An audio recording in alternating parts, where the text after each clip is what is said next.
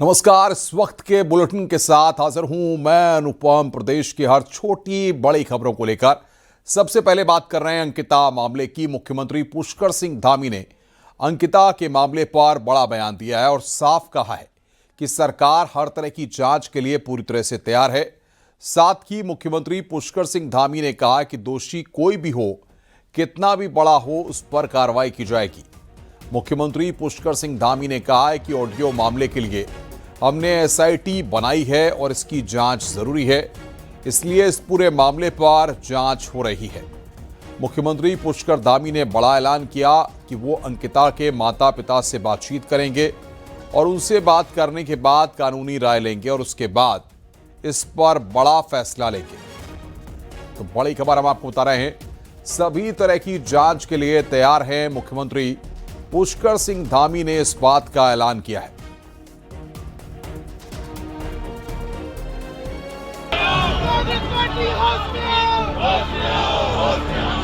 एक ऑडियो के आधार पर कितना बड़ा बवंडर राज्य के अंदर किया जा रहा है। बेटी के बारे में कहते हैं कि हत्या हुई है और दूसरे में कहते हैं कि इसने आत्महत्या कर ली। हमारी बेटी है, हमने न्याय के लिए ही उसके लिए इतना संघर्ष किया कि एक दिन भी आरोपी तीनों के तीनों जेल से बाहर नहीं आ पाए।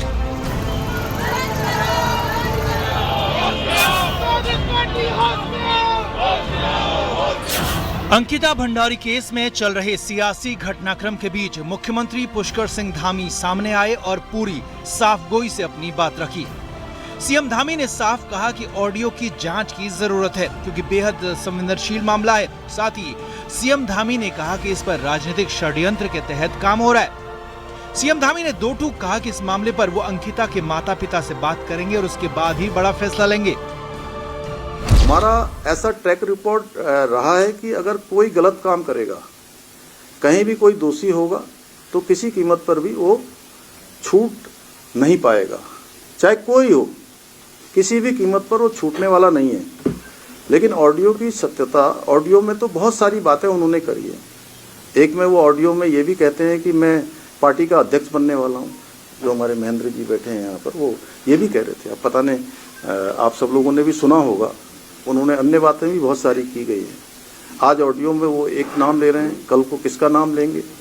तो इसलिए सारी सत्यता, सारी जो जांच परख है, एफएसएल है, उसका करवाने के बाद हमने कहा है कि हम किसी भी कीमत पर अगर कोई दोषी होगा तो बिल्कुल छूटने वाला नहीं है। जनता सब जानती है, फैब्रिकेटेड माहौल ज़्यादा दिन नहीं चलने वाला है। हाँ, मैं अब चूँकि आप लोगों ने, सब लोगों ने सारे प्रश्न पढ़ लिए हैं, मैं इतना कहना चाहता हूँ क्योंकि इस पूरे प्रकरण में राज्य की जनता को भी कहीं ना कहीं सबने संवेदनशीलता के साथ इस मुद्दे पर विशेष रूप से अपनी भागीदारी भी की है, अपना मत भी दिया है। लेकिन सबसे ज़्यादा प्रभावित उनके माता पिता, परिवार के लोग उनके हुए हैं। मैं राज्य के मुख्य सेवक के रूप में उनकी माँ से, उनके पिता से बात करूँगा।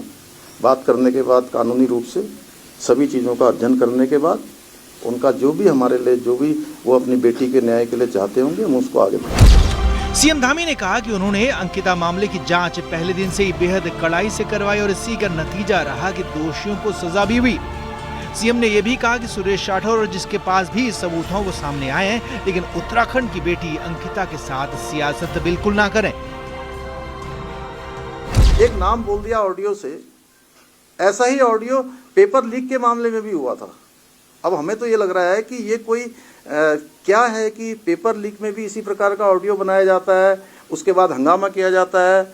इसके बाद जो है कुछ लोग, कहीं ऐसा तो नहीं कि बेटी अंकिता को बार बार उसकी आत्मा को इस तरह से करके राज्य के अंदर एक माहौल खराब करके अपनी राजनीतिक जमीन तलाश रहे हैं।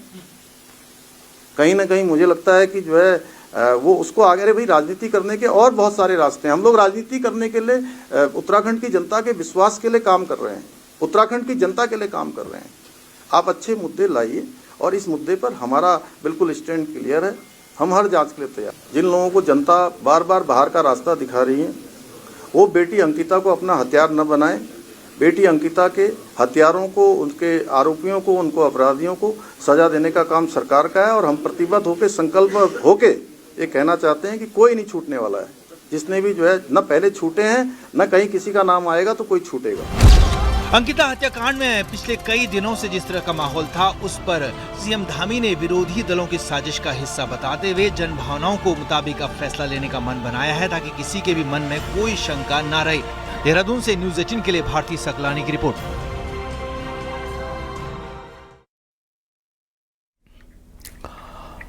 अंकिता भंडारी हत्याकांड के साथ बीजेपी के उत्तराखंड प्रभारी दुष्यंत गौतम का नाम कथित तौर पर जोड़ने के बाद सहारनपुर की उर्मिला सनावर मंगलवार देर शाम देहरादून पहुंच गई। एक बाबा के संपर्क के जरिए उत्तराखंड पहुंची सहारनपुर की रहने वाली उर्मिला के खिलाफ अलग अलग थानों में मुकदमे दर्ज हैं और वो लगातार पुलिस की पहुंच से दूर थी। देहरादून पहुंचने पर उर्मिला ने कहा कि उनके पास जो सबूत हैं वो पुलिस को सौंपने आई हैं। सूत्रों के अनुसार उर्मिला को देहरादून में लाने के लिए एक बाबा ने मध्यस्थता की है। वायरल ऑडियो मामले में एसआईटी गठित की जा चुकी है। उम्मीद है कि बुधवार को उर्मिला से पूछताछ होगी। वहीं दूसरी तरफ वायरल ऑडियो के मामले में दूसरे अभियुक्त और बीजेपी के पूर्व विधायक रह चुके सुरेश राठौड़ भी आज सोशल मीडिया में दिखे। राठौड़ ने हाईकोर्ट में अग्रिम जमानत की एप्लीकेशन लगाई थी, जिसके बाद उन्हें जमानत मिल गई है। राठौड़ ने दावा किया है कि वो जल्द ही इन्वेस्टिगेशन एजेंसी के सामने आकर अपना पक्ष रखेंगे। गौरतलब है कि सुरेश राठौड़ और उर्मिला सनावर के बीच हुई एक बातचीत का ऑडियो उर्मिला ने सोशल मीडिया पर डाल दिया था। इसमें राठौर कथित तौर पर दुष्यंत गौतम का नाम ले रहे हैं। इस बीच भारतीय जनता पार्टी के नेता दुष्यंत गौतम ने भी दोनों के खिलाफ देहरादून में एफआईआर दर्ज कराई है।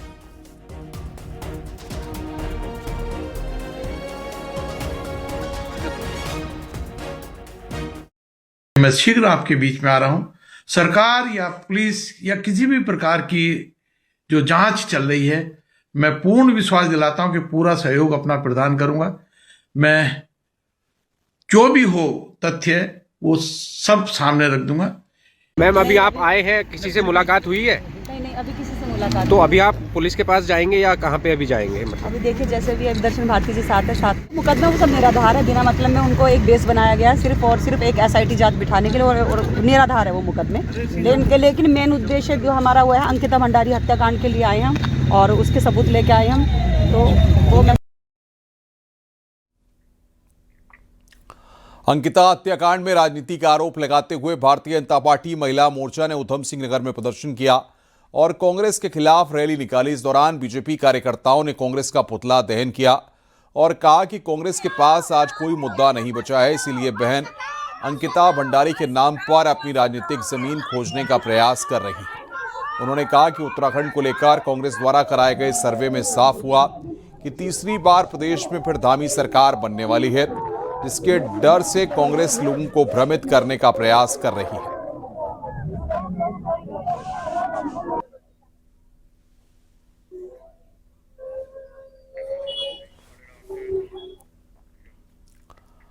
अंकिता भंडारी मामले पर भारतीय जनता पार्टी ने देहरादून के सहसपुर में कांग्रेस और अन्य विपक्षी दलों के खिलाफ प्रदर्शन किया। बीजेपी ने विपक्षी दलों का पुतला फूंका और आरोप लगाया कि विपक्षी नेता, जिसमें भी खासतौर पर कांग्रेस लोगों को गुमराह कर रही है और अंकिता मामले पर राजनीतिक फायदा लेने की कोशिश कर रही है। बीजेपी नेताओं ने कहा है कि कांग्रेस और अन्य विपक्षी दल असली दोषियों को बचाने की साजिश कर रहे हैं।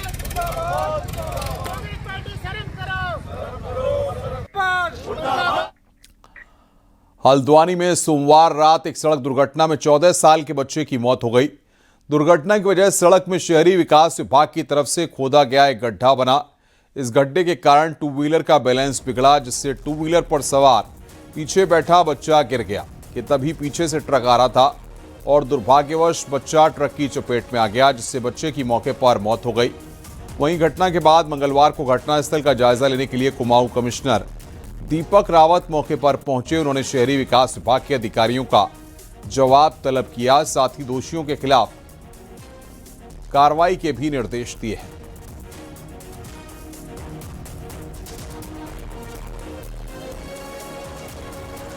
ये परिवार की ओर से मुझे लगता है पुलिस को शिकायत चली गई है, तो उसमें विधि सम्मत कार्रवाई की जाएगी। लेकिन इट गोज विदाउट सेइंग, जहां पे भी सड़क का काम चल रहा है, जहां पे कोई रिपेयर्स है या खड्डा है, ये तो सबको पता है कि व्यस्तम रोड पे अगर कोई इस तरह की चीज करे तो ये बहुत बड़ा डेंजर का सबब बन सकता है।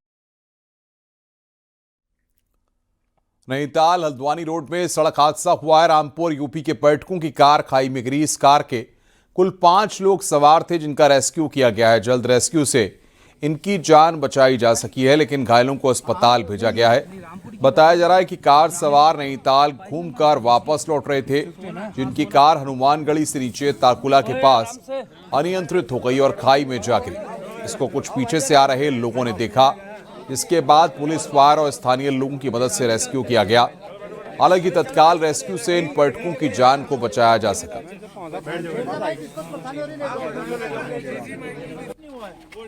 हम आ रहे थे सर हल्द्वानी से ऊपर को गाड़ी लेके।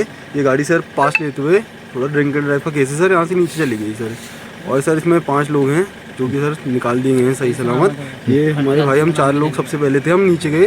भरतियाल जी थे सर एक SDRF टीम के, वो भी इसमें सबसे आगे रहे नीचे जाने में। सर एक फायर ब्रिगेड की गाड़ी थी और सर पुलिस प्रशासन वगैरह सब टाइम पे आया हुआ है सर। और यूपी 22 नंबर की गाड़ी थी, रामपुर की थी। और तुरंत जो है उन लोगों को आधा घंटे के अंदर जो है अस्पताल पहुंचाकर प्राथमिक उपचार दिया गया और डॉक्टरों ने सभी को जो है कुशल बताया। उत्तराखंड में सड़कों के किनारे अतिक्रमण करने वालों की अब खैर नहीं। मुख्यमंत्री पुष्कर सिंह धामी के निर्देश के बाद अब PWD डिपार्टमेंट सड़क किनारे अतिक्रमण करने वालों पर नकेल कसने जा रहा है।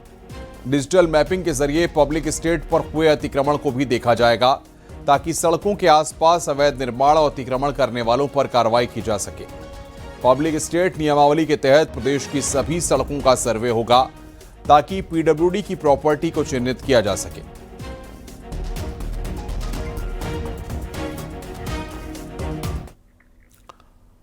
देहरादून नगर निगम में विकास कार्यों के टेंडर को लेकर बड़ा खेल सामने आया। एक ही काम के लिए अलग अलग जगहों से टेंडर निकाले जाने का मामला उजागर हुआ है।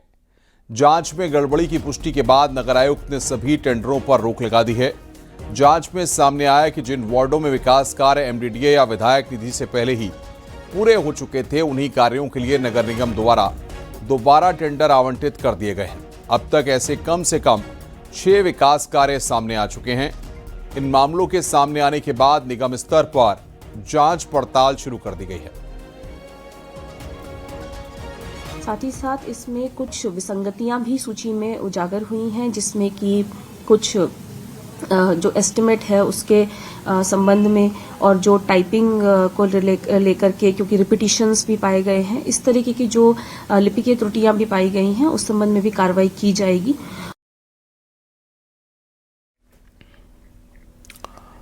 उत्तराखंड सचिवालय में मुख्यमंत्री पुष्कर सिंह धामी की अध्यक्षता में राज्य वन्यजीव बोर्ड की 22वीं बैठक हुई। मुख्यमंत्री ने मानव वन्यजीव संघर्ष की बढ़ती घटनाओं पर चिंता जताते हुए संवेदनशील क्षेत्रों में नियमित पेट्रोलिंग, डिजिटल निगरानी, अर्ली वार्निंग सिस्टम और रैपिड रेस्पॉन्स टीम को सक्रिय रखने के निर्देश दिए हैं। प्रभावित क्षेत्रों में solar facing, bio facing, honey be facing, watch tower और संयुक्त निगरानी व्यवस्था अनिवार्य करने को कहा है। उन्होंने वन्यजीव संरक्षण नियमों में आवश्यक संशोधन के प्रस्ताव जल्द शासन को भेजने के निर्देश दिए। बैठक में बताया गया कि 84 कुटिया पुनर्विकास, मनसा देवी मार्ग पुनर्निर्माण, ऋषिकेश नीलकंठ रोपवे परियोजना और लालडांग चिलरखाल वन मोटर मार्ग पुनरुद्धार को राष्ट्रीय वन्यजीव बोर्ड की मंजूरी मिल गई है।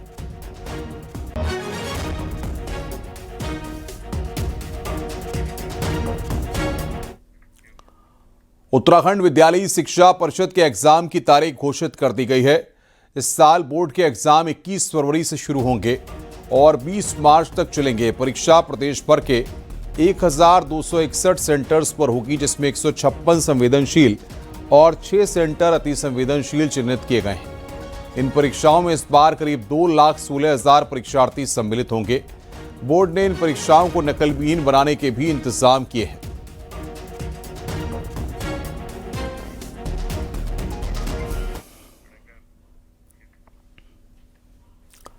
आगे बढ़ते हैं। उत्तराखंड में संगठित अपराध की जड़ें अभी पूरी तरह से खत्म नहीं हो पाई हैं।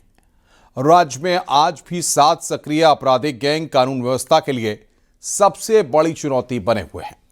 इन गैंग्स पर अब STF की 24 घंटे कड़ी निगरानी लगातार जारी है। आइए आपको दिखाते हैं यह रिपोर्ट।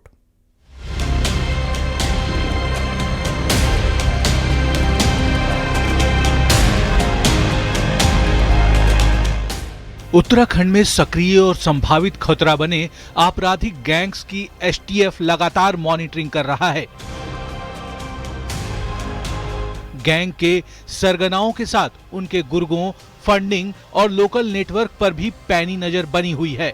इसके साथ ही ऐसे गैंग का पुराना आपराधिक इतिहास और दूसरे गैंग से संपर्कों का डिजिटल डेटाबेस तैयार किया गया है।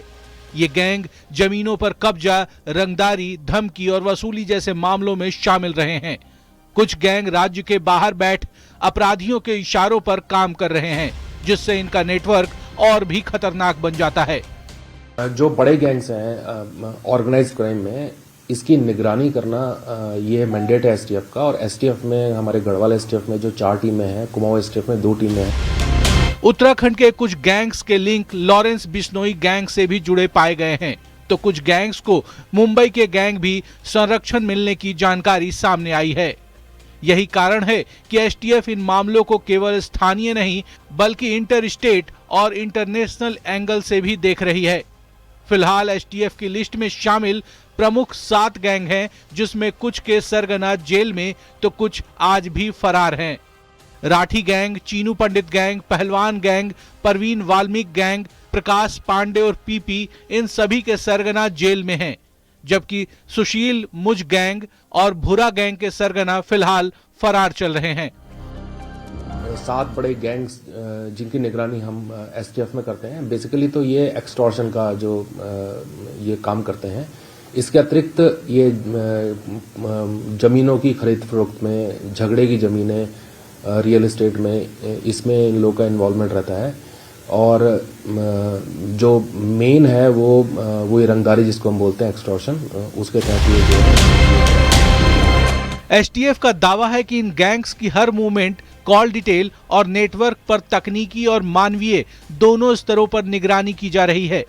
जेल के भीतर गैंगवार की आशंका हो या बाहर नए अपराध की साजिश, एसटीएफ हर एंगल पर काम कर रही है।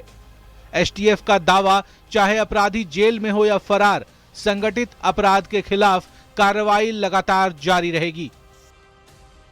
सत्येंद्र बर्थवाल, न्यूज़ 18, देहरादून।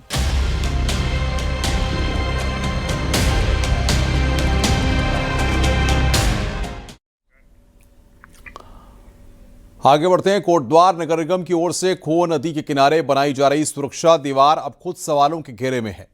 सिंचाई विभाग ने साफ चेतावनी दी है कि ये दीवार सुरक्षा से ज्यादा बाढ़ का संकट बन सकती है। विभाग का कहना है कि दीवार बनने से खो नदी सक्रिय हो जाएगी और बरसात के मौसम में उफनती नदी का रुख दूसरी ओर बसी घनी आबादी की तरफ हो सकता है। इसी खतरे को देखते हुए सिंचाई विभाग ने नगर निगम और जिला प्रशासन को पत्र लिखकर आगाह किया है। वहीं हालात ये हैं कि पत्र भेजने के 1 महीने बाद भी नगर निगम ने इसकी कोई सुध नहीं ली है और दीवार का काम लगातार अब भी जारी है।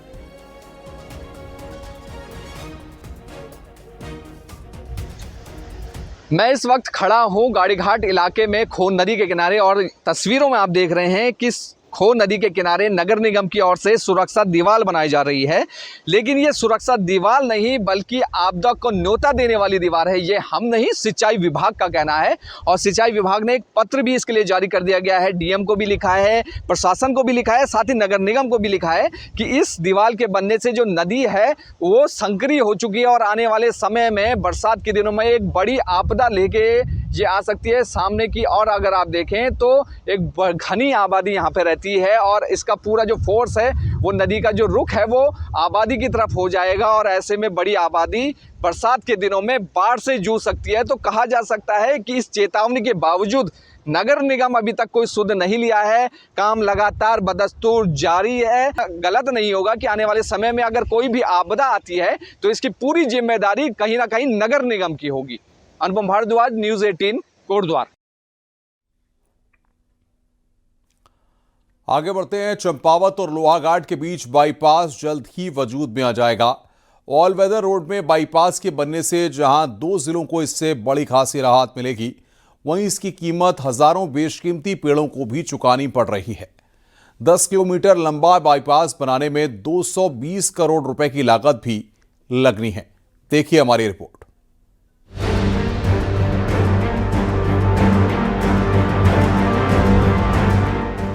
टनकपुर से पिथौरागढ़ तक का हाईवे भले ही ऑलवेदर में तब्दील हो गया है, बावजूद इसके अभी तक भी इस हाईवे में बाईपास नहीं बन पाए हैं। लेकिन अब चंपावत से लोहाघाट के बीच प्रस्तावित बाईपास जल्द ही वजूद में आने वाला है। 10 किलोमीटर लंबे इस बाईपास के बनने से यात्रियों की समय तो बचेगा ही, साथ ही चंपावत और लोहाघाट जैसे शहरों का दबाव भी कम होगा। 220 करोड़ की लागत से बनने वाले इस बाईपास की कीमत 1882 बेशकीमती पेड़ों को चुकानी पड़ रही है। जो भी खर्चा होता है वो लॉट निस्तारण के लिए वो यूजर एजेंसी से ले लिया और उन्होंने काम भी प्रारंभ कर लिए हैं। तो चूंकि इसमें ऑलरेडी एनएच का काम है और ये काफ़ी उच्च प्राथमिकता पे है राज्य सरकार के लिए, तो इसको जो है तेजी से वन निगम द्वारा जो है इसमें कार्य कराया जा रहा है। पेड़ों के कटान का काम वन विभाग को दिया जा चुका है। बाईपास को बनाने में देवदार, बांज, उतीस और चीड़ के पेड़ों की बलि चढ़नी है। बाईपास के लिए जहां 9 हेक्टेयर फॉरेस्ट लैंड की दरकार है, वहीं 13 हेक्टेयर के करीब प्राइवेट लैंड की भी जरूरत है। एनएच को वन विभाग ने फॉरेस्ट लैंड शिफ्ट कर दी है, जबकि प्राइवेट लैंड का मुआवजा पहले ही दिया जा चुका है। यही नहीं, बाईपास के लिए टेंडर भी जारी हो गया है। चंपावत बाईपास की स्वीकृति हो गई है, उसका टेंडर भी हो गया है और बाकी सारी क्लियरेंसेस मिलने के बाद और ग्रामीणों के साथ जो उनकी लैंड एक्विजिशन का काम था, फॉरेस्ट का साथ काम था, वो कंप्लीट कर लिया गया है। बहुत जल्दी उसमें काम हो जाएगा। चंपावत लोहाघाट बाईपास यात्रियों के लिए तो राहत लाएगा ही, साथ ही इसके बनने से एक नया इलाका भी डेवलप होगा। 150 किलोमीटर लंबी ऑल वेदर रोड में पिथौरागढ़ से 7 शिलिंग तक भी बाईपास बनाना है, लेकिन ये बाईपास टनलों की मदद से वजूद में आएगा। न्यूज़ 18 के लिए पिथौरागढ़ से विजयवर्धन उप्रेती की रिपोर्ट।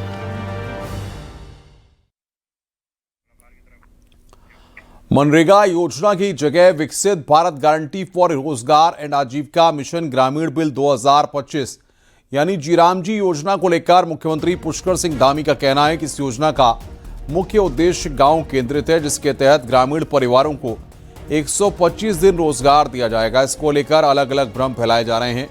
अधिनियम के तहत 4 कैटेगरी में काम दिया जाएगा, गांव को मजबूत किया जाएगा और ट्रांसपेरेंसी को ध्यान में रखते हुए काम किया जाएगा। इसके मानदेय और मॉनिटरिंग के लिए 9% राशि निर्धारित होगी।